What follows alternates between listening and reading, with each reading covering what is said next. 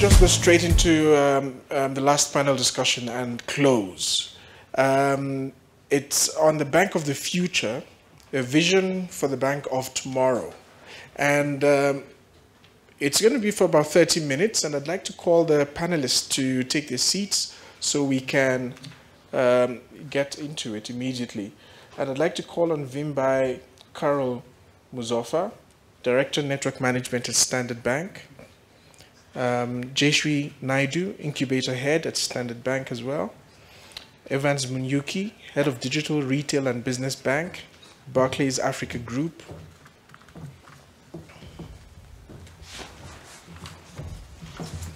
And Colin Iles, Central COO function at Barclays Africa Group as well.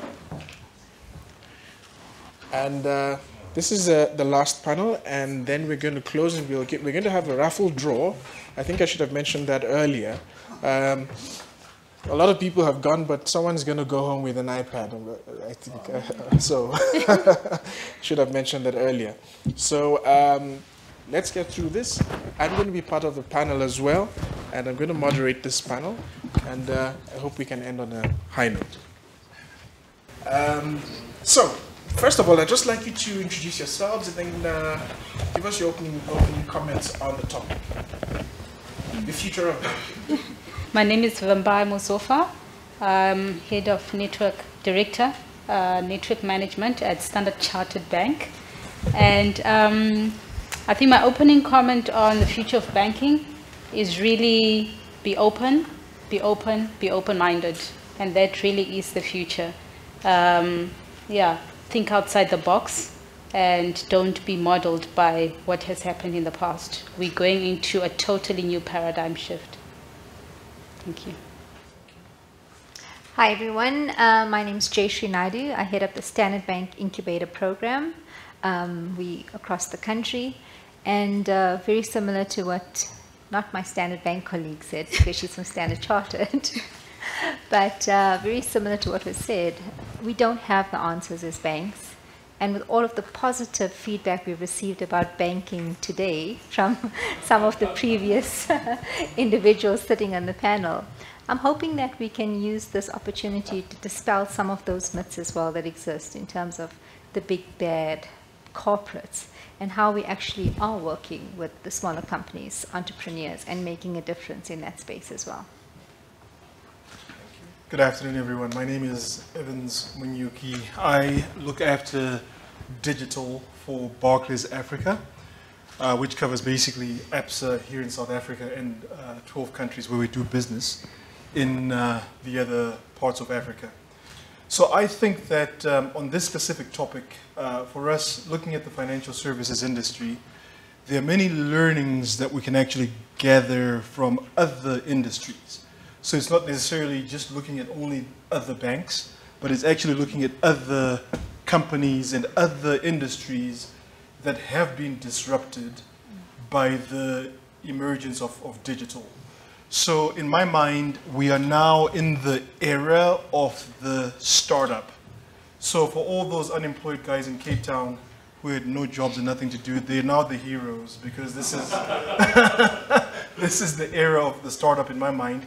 And this is the era of realizing that many business models have been built at the back of inefficiency, and yet they're now small startups who are looking for that inefficiency and looking to build their own disruptive business models at the back of resolving those points of inefficiency. Thank you. Yeah, hi everyone. My name is Colin. I'm also from Barclays, so it's great to see you, Evans. I head up the client strategy function for the corporate investment bank for Africa, and if there's one thing at the end of this half an hour, hopefully some of those previous conversations from the other speakers will write some minds that I think that banking is transforming extremely quickly. I think there is some huge innovation that's going on both within Barclays and across the banking sector, both here within Africa and globally. And to be honest, that transformation is a little bit late in getting there, but it's had to happen. And it's had to happen because if you want the stars that have aligned, it depends on how you want to go and see that, whether it's positive or negative.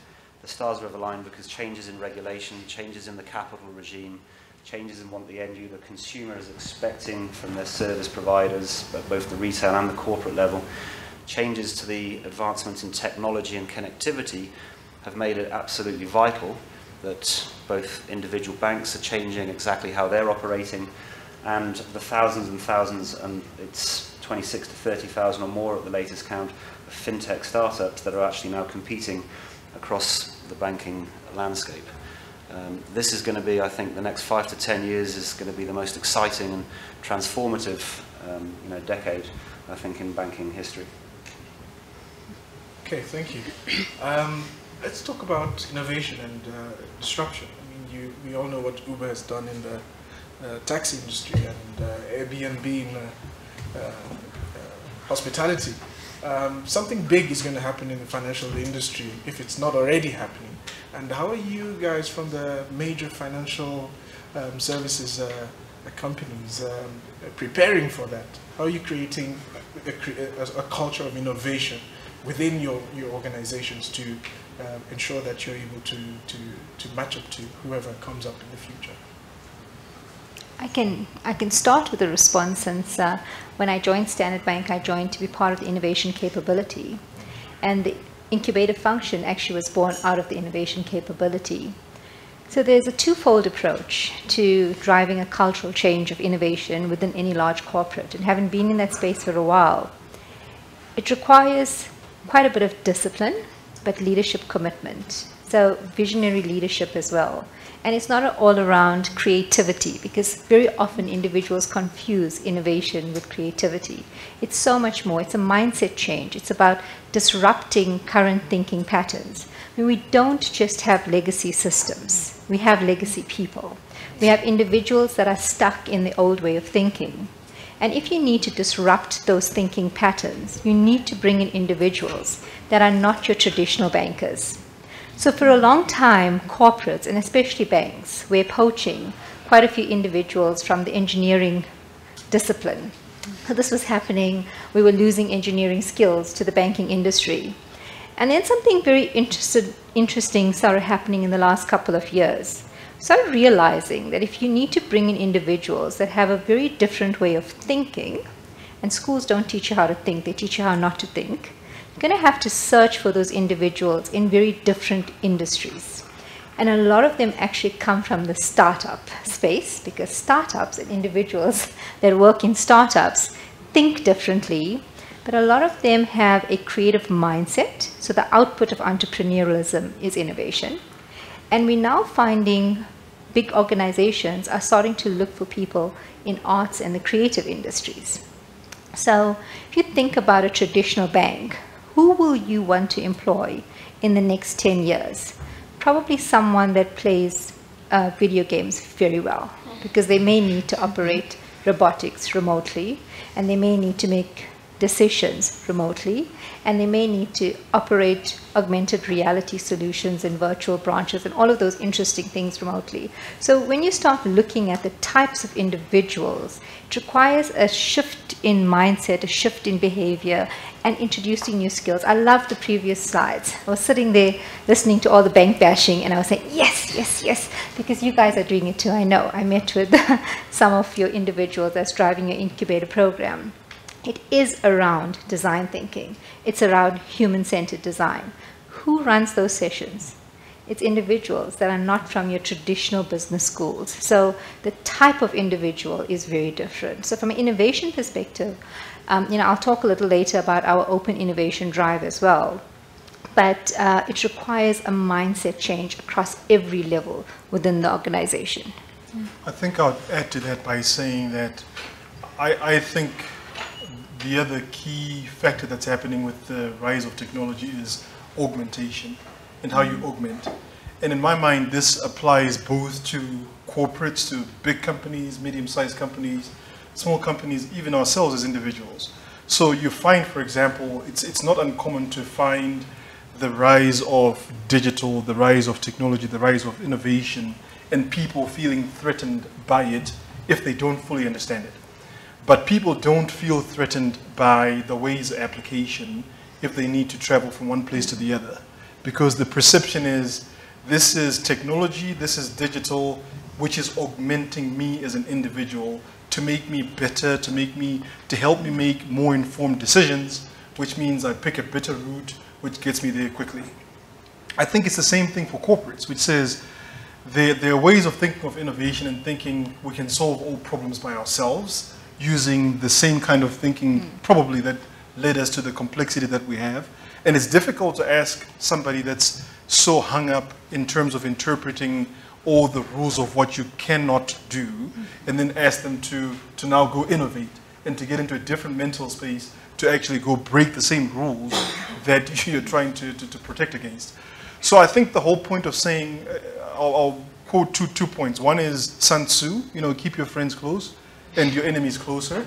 So it's actually more about trying to think, who are those disruptors that will disrupt us as the guys in the financial services sector? And there's some very, very common places that are attractive. So everybody wants sort of like the cream of the crop.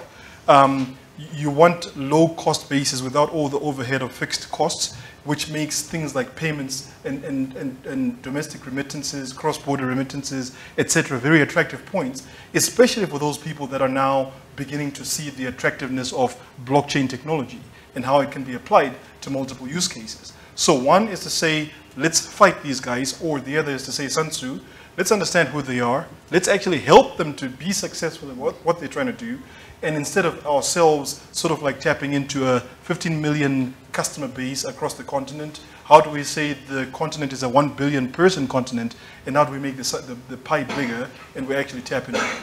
So I've mentioned 2 points. One is augmentation, which is embracing technology, but also embracing what would be threat companies and actually helping them help us solve our own problems. So that if anybody makes us extinct, we make our own selves extinct as opposed to somebody else doing it. Basically, who moved my cheese? Yeah, I think I tend to agree with his points exactly. I think we're now looking at innovation through a collaborative approach. So in the past, it was more competitive. I don't speak to Barclays, I don't speak to Standard Bank, and that's where it stops, But now, as you look at innovation, you cannot do it alone. And I think, as Mr. Munyuki correctly pointed out, you also don't want, or you cannot even afford to put in all that investment by yourself if you need to, because to be innovative also needs to happen overnight. You cannot be thinking about it for 10 years and then innovate. By the time you get to that 10 years, things have already changed again. So in order to get there quicker, you actually need to be in collaboration with, whether it be other banks or even your non-financial kind of models which weren't used to previously. So we're now looking at, if Discovery says they want to open a bank, let's work together.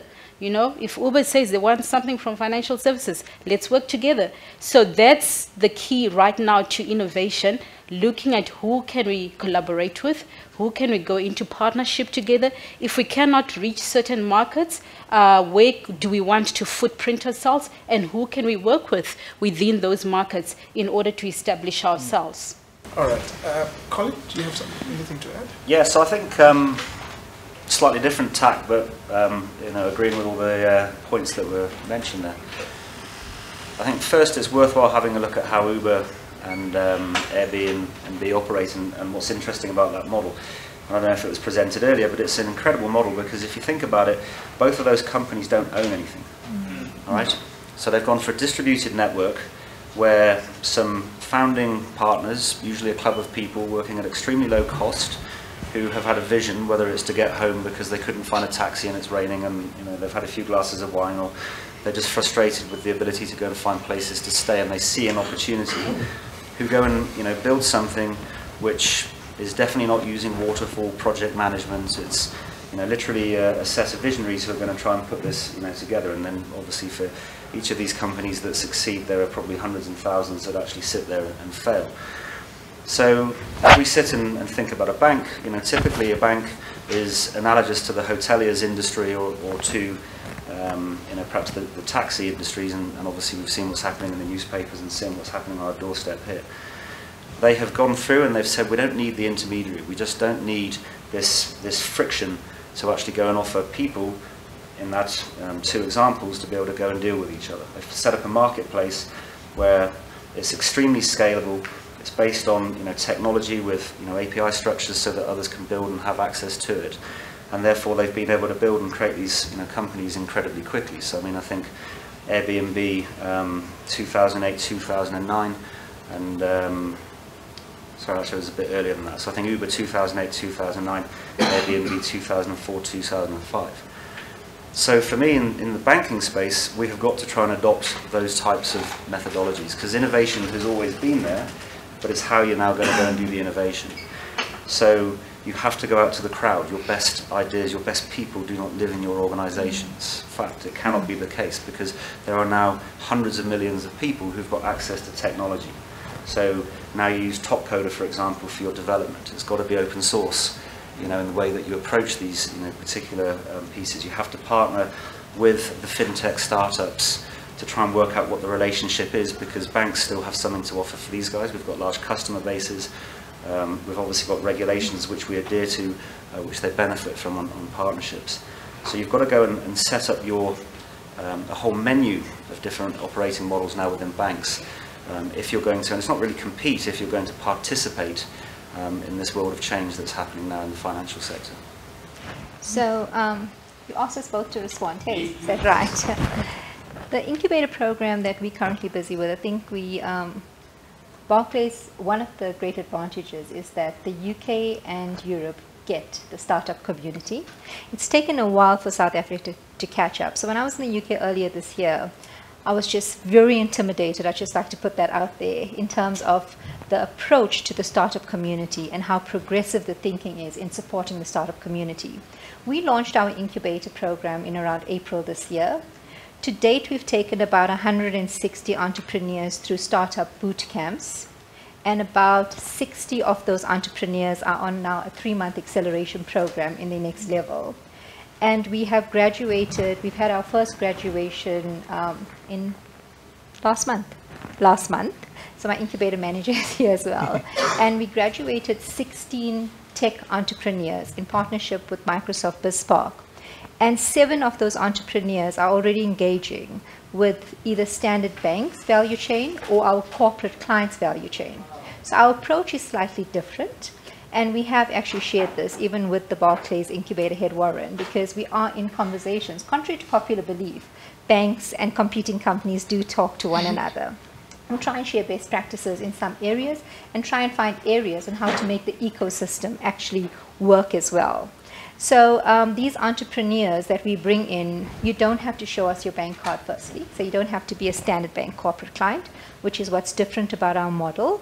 And we allow then these entrepreneurs to be showcased to our corporate client base, because the value that we provide to entrepreneurs is actually access to market opportunities.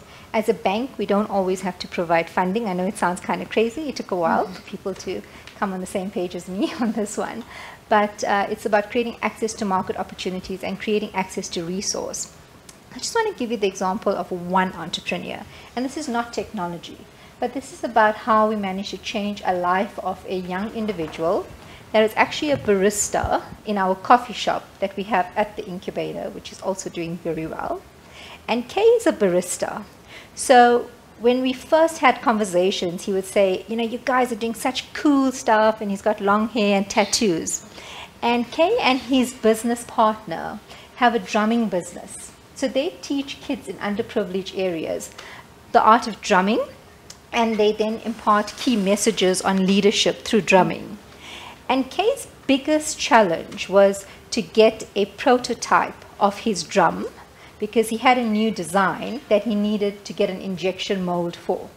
So we introduced Kay to our technical incubator, where we have a partnership with a university in South Africa, the University of Johannesburg, through Resolution Circle, where we employ actual engineers.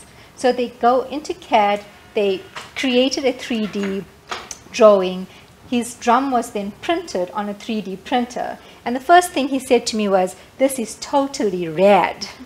Now, when you work in a big bank, you don't get to hear things like that. And he was like, "This is totally rad." And he took pictures of his drum. and his life has changed. So we're actually having his farewell for him this Friday because his life has changed. You know, it was a barrier to entry of about 140,000 rands that he would have needed to do this.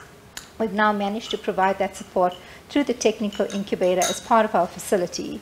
And he will be manufacturing these drums in South Africa. So that's just like one little story. But we have lots of these stories, and it's by sharing these stories that we want other corporates to actually replicate this. Because to be honest, as a bank, even if we open up 100 incubators, it will not be enough to service the demand across the country.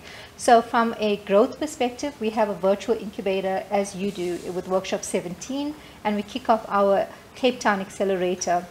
Actually, I'm flying out to Cape Town tomorrow to do the welcome. And we have impact incubators in KwaZulu-Natal, Limpopo, and the Free State as well.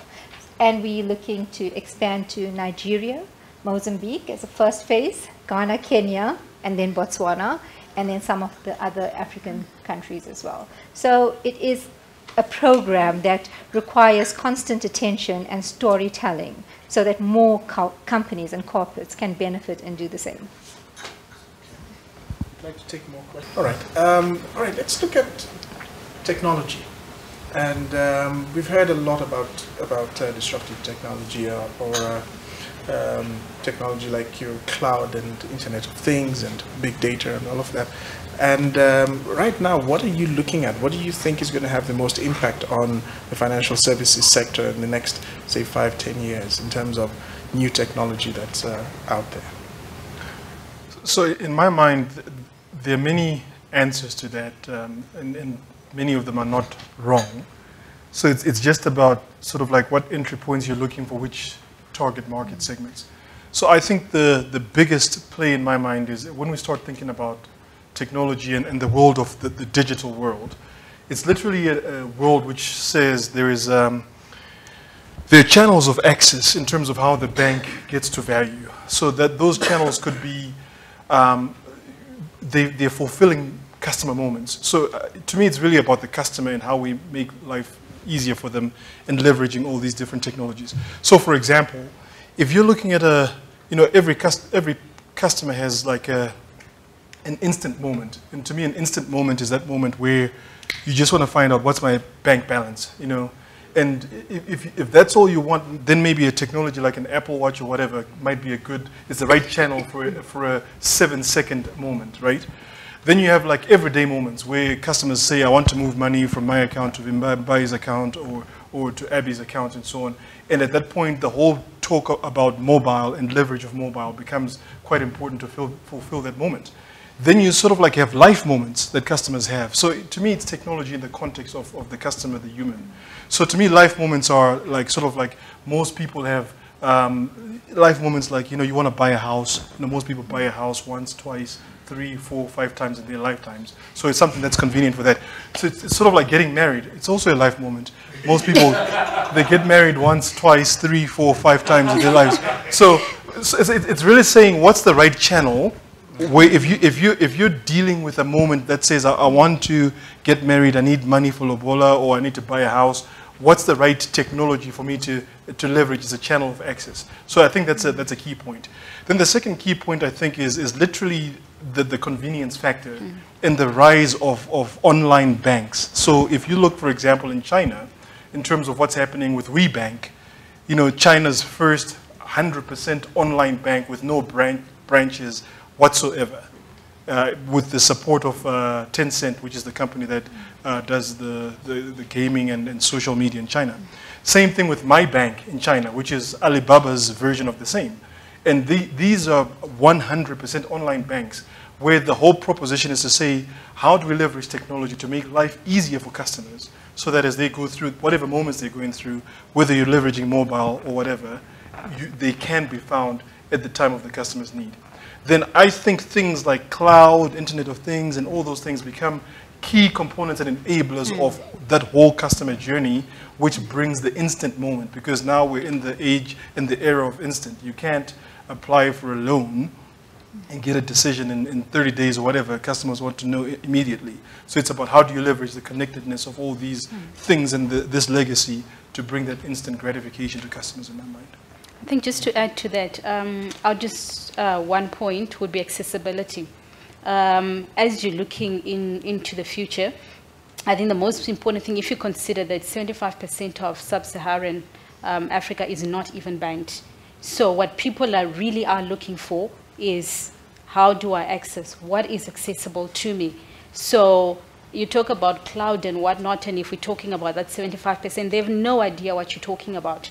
So how are you as a bank going to get to them? How are you going to make banking and technology more accessible, you know, to the unbanked market? And that's what you really need to look at. And if you look at why things like M-Pesa have been so successful, it's because of accessibility. It's because the common man on the street, on the ground, can be able to access that technology as well. So when looking into the future, when looking into innovation, I believe that's one of the most important things actually that you need to be looking into. How can I take my technology, leverage it with my banking, and make it accessible for the man on the ground? Apple one day just got up and said that we are doing away with touch screen, with keypads on phones, and then did the how do you call it, the iPhone or the iPod, and it was a success. That was a radical move because everybody from Nokia still stuck to the old way. So how radical should the bank or the financial system be when it comes to the deployment and application of technology? I know that a lot of time we talk about USSD, but these kind of channels don't give customers or consumers the opportunity, for example, understand in depth what they are doing in terms of transaction analysis, showing them graphs of what they are doing. All it does is just let them do what they want to do at that point in time, and it leaves them from really gaining more insight into their key core function. So how radical should the technology or innovation be? So I think we need to play a catalyst role in the access game. So there's been, for a long time, you could almost like segment people based on the kind of mobile phone they have.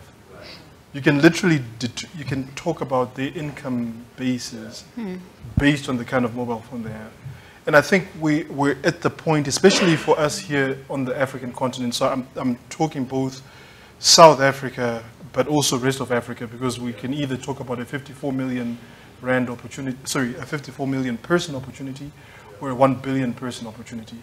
So in my mind, there is an opportunity to actually get the access in the hands of the people, in the same way that roads as an access to physical infrastructure is a given. And we need to get to the same point around the whole USSD versus smartphone discussion. So we need to play active roles in getting that access point available. Then in terms of your question around how radical we should be, I think people, in the same way that they vote with their feet today, they'll vote with their fingers in future. And we can push the envelope. At some point, we have to all make money and we have to be competitive. But really the deciding people who vote on whether they like what we're doing or not are the customers. And it's really being relevant in terms of providing ease of access, convenience, anytime, etc. to customers. I think if you speak about being radical, you cannot be limited, you know, because if I think back to when I went to varsity many moons ago, you know, if you had told me back then that I'd be able to do my banking on a mobile phone or even a laptop, I'd probably have thought you were crazy, you know, because it just did not exist. I didn't even have a mobile phone then. You know, there were very few people at that time who had a mobile phone. So you couldn't even imagine it then. But if you think about it today, I can actually count the number of times I've been to a proper branch to do my banking. You know, I just use my iPad, or I use a phone or something like that. You know, if it's really a big transaction, I can always call my banker. But I don't go into the branches, you know. So that's how radical you need to be. You cannot be limited by, you know, how your grandmother did banking or how you are doing banking today. Because the reality is that even in 5 years to come, the way we're doing banking today will be totally different. So that's why I like these innovation incubators that they're talking about, because it doesn't exist, within our African market at Standard Chartered, but it's something you actually need to be looking into. You need to be, keeping those people who, I think you mentioned these creative people who are constantly thinking about these things. You cannot afford to be sitting still and, we'll see what happens next year. It needs to be that radical, because what's happening today will not be the banking world of tomorrow. Can I just add to that as well? I think as a financial services, sitting here representing financial services as well, it's not about the bank of the future, and this is the campaign that we've just launched. It's actually about the customer of the future. And when we say it's about the customer of the future, it's not just the youth that we're referring to. It's individuals that use technology very differently. I mean, in a previous life, one of the projects I worked on was a review of the national system of innovation in South Africa. Our system of innovation is based on the Canadian system of innovation. Now, if you just look at that, and a lot of the African countries have taken their lead from South Africa in terms of replication of certain models, it's fundamentally flawed in the sense that we don't have the infrastructure that is required to make a lot of those radical technologies work in a way that it will work in Europe and in the UK, because we have infrastructure constraints. We have bandwidth constraints. We have all of these constraints that we think will disappear if we put a white paper together and a system together that's on paper. We need so much more to be done. So, besides just putting devices in individuals' hands, it means nothing if you can't either charge that device, if it doesn't have long battery power, if it cannot access the internet because there's no Wi-Fi available, or there's just so many other infrastructural constraints that we have that we need to solve as a continent.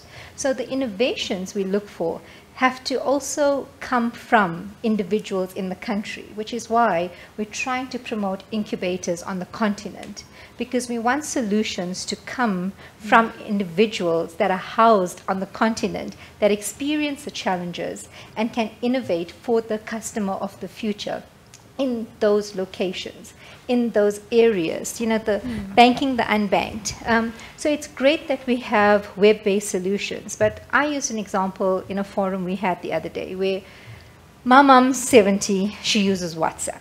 I mean, it's the most frustrating thing because you get messages all times of the day, and as soon as she sees a tick, she thinks I've got a message, but that's just an example, right?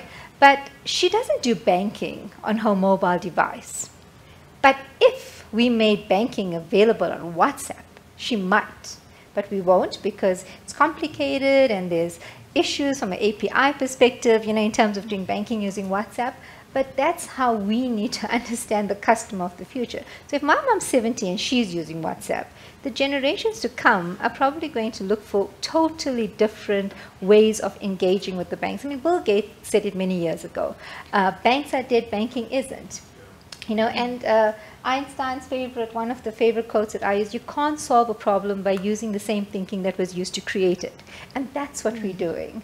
So if we truly want to get innovation sorted, and if you want to get the next level of technology, you've got to get the wisdom of the crowd.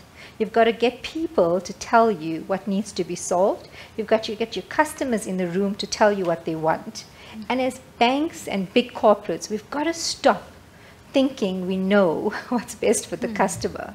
Because very often because think about it, the Apple users, it's a tiny percentage of the entire population. That's radical innovation, right? But radical innovation is not for everyone, especially on the continent in which we operate in. It's great and it's a lovely buzzword, so is innovation. But we need to just get a little bit of a reality check in terms of what is the difference we want to make. And we have, having a banking license is actually a privilege. It's a privilege, and it gives you an opportunity to make a difference in people's lives.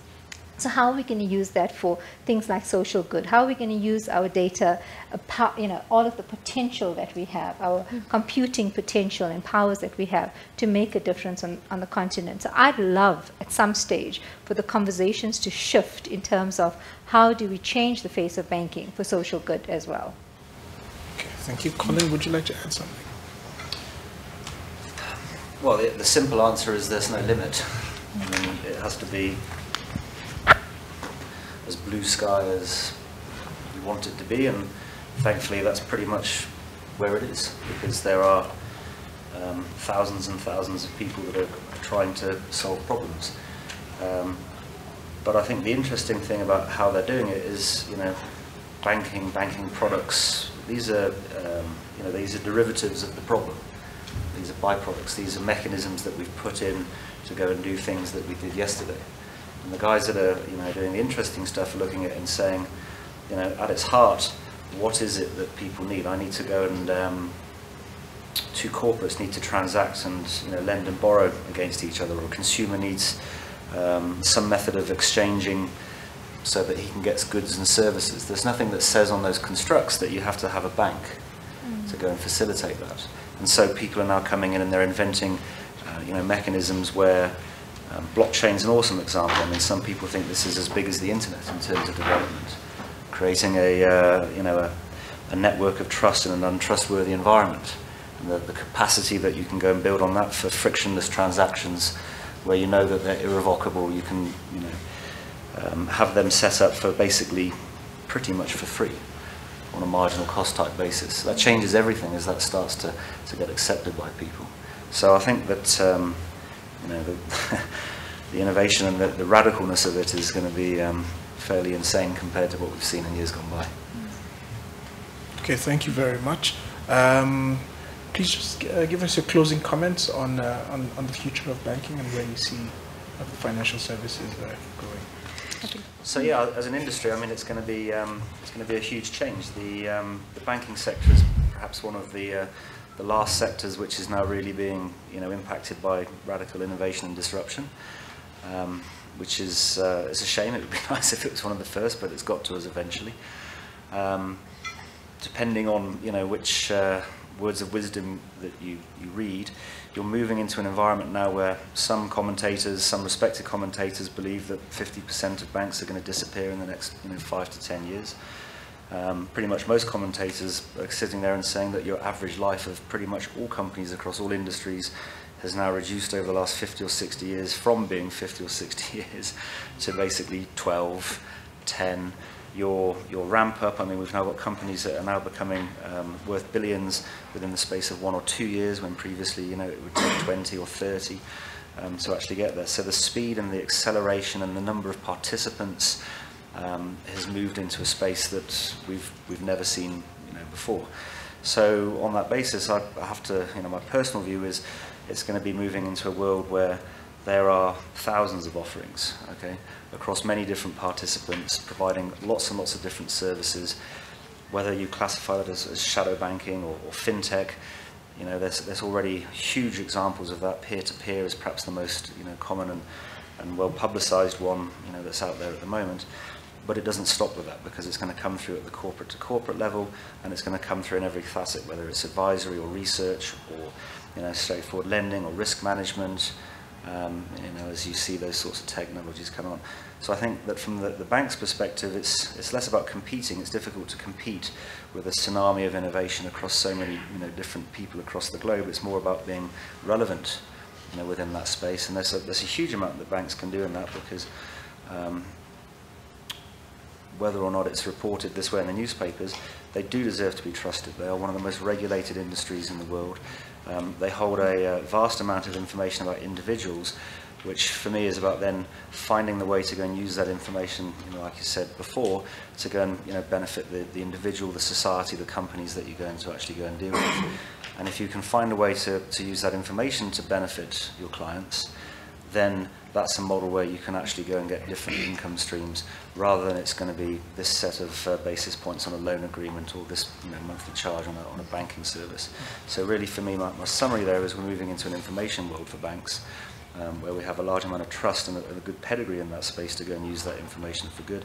That's going to have to change the revenue model as this starts to get legs. Okay. Evans?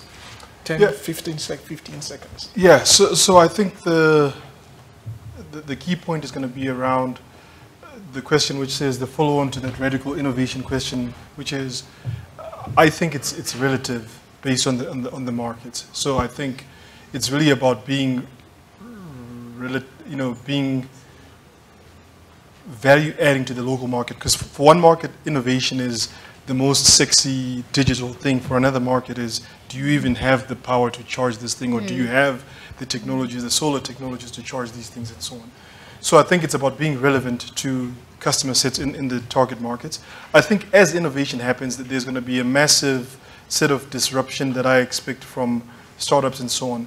But the one thing that will remain is the financial institutions being viewed as a place of trust. And all it takes is one company that does well, that attracts deposits, that attracts payments, and it goes bust, and everything just goes haywire. I mean, you guys have seen what's happened with the Ashley Madison data hack and things like that. So I think the whole point of trust, which exists in the financial institutions, coupled with being innovative and coupled with being fast and being convenient, can actually bring an interesting set of propositions in future. Thank you. Jayshree? I think regulation is both a blessing and a curse in the financial services area. It creates this, this area of trust from a financial services perspective, but then it also prevents us from innovating at the rapid rate at which we want to innovate and, push out new products. I think from an organization perspective, we don't have the answers. So if any of you in the audience today has the answers and you want to help us disrupt financial services, then please log your idea onto the Pathfinders challenge page and follow us on Twitter, and you can find out more information on how we're actually calling for individuals to disrupt financial services. It sounds crazy, but we need those minds to help us change the way we do business and the way we think about business. And I would just want to encourage every other big corporate that might be seated here to start incubation programs and start working with your startup community, and let them come in and work with your business and change the way you work, and let them work with your corporate clients as well to change the way they work and improve their innovation stacks across the entire value chain and across the continent. Thank you. Vimbai? Okay, I think most of the points have been touched on, but if I can just borrow the one word that I think is most relevant within the industry, it's relevance. I think as bankers moving forward, we actually are losing our formal blue suits and briefcases and moving into a world where, how relevant are you to me? Can I trust you? Can you offer me a multi-channel point of contact that I require? Because I want to be able to do everything within your channel, whether it be lending, whether it be distribution, whether it be depositing. I want to be able to do it all. I want to be able to see it all, and I want to be able to trust you, and I want it real time. And that's where we're going. So it's not about you coming being the most best dressed in your blue suit, but what can you do for me, and can I trust you, and can you offer it within the context that I'm currently working in, whether I'm out in the Bundus or I'm sitting in a high-rise office in Michelangelo. How relevant are you within the context I'm operating in? Thank you. Thank you very much. And please give them a round of applause. Thank you. Okay, we've come to the end of the event, but we've got a few gifts to give away from our sponsors. And Vadis, who's sales director at IT News Africa, will handle this part of the business for me. Go ahead. Anyway, we have, thank you, a couple of items to give away. A lot of people have left, so we've got a lot of business cards here. So your chances of winning something are very high. If you haven't dropped in your business card, you are welcome to do so now. So we have a high-tech bag from Hitachi Data Systems and an iPad from Telco. So we are going to start with a bag from Hitachi Data Systems. Abi, if I can ask you to. There you go. To shuffle. All right. Gonna look elsewhere and pick a card.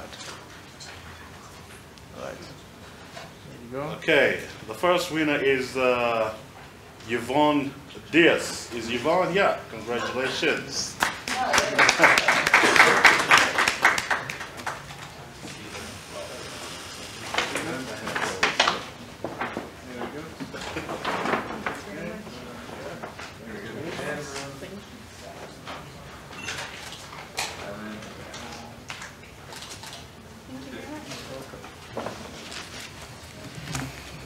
And then the second prize, Which is? which is an Apple iPad from Telkom. Okay.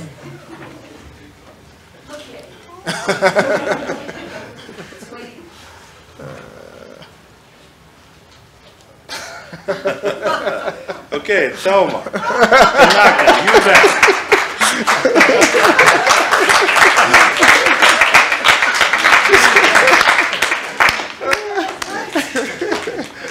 That's interesting. Wow. There you go. Congratulations.